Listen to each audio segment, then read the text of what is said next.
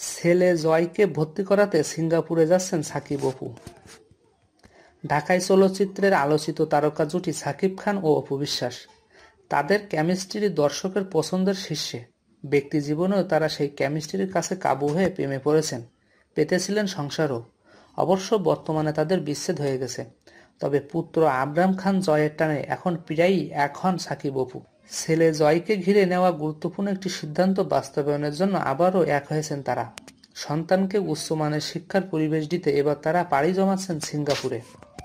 গত বছর এক সাক্ষাৎকারে ঢাকাই সিনেমার চিত্রনায়িকা অপু বিশ্বাস জানান, খুব শিগগিরই ছেলে আবরাম খান জয়কে পড়াশোনার জন্য বিদেশে পাঠাবেন তিনি। এর কারণ হিসেবে পরোক্ষভাবে বুবলির সঙ্গে তার কাদা ছোড়াছড়ি, সাকিব খানের বিয়ে বিচ্ছেদ নিয়ে বিভিন্ন সময় নেতিবাচক খবরকে ইঙ্গিত করেন অভিনেত্রী।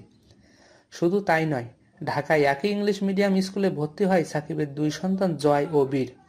নানা নেতিবাচক ঘটনার রেশে সেই স্কুল থেকে ছেলেকে সরিয়ে নেন অপু বিশ্বাস। এবার জানা গেল আবরাম খান জয়কে নিয়ে সিঙ্গাপুরে উড়াল দেবেন অভিনেত্রী।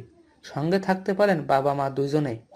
সম্প্রতি এক সাক্ষাৎকারে অপু বিশ্বাস নিজেই স্বীকার করেছেন সেই কথা।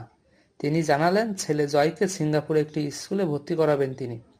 নায়িকা এটাও জানান, এই সিদ্ধান্তটা সন্তানের বাবা সাকিব খানের সঙ্গে আলোচনা করেই নিয়েছেন। খুব শিগগিরই তারা জয়কে নিয়ে সেখানে গিয়ে ভর্তি করাবেন।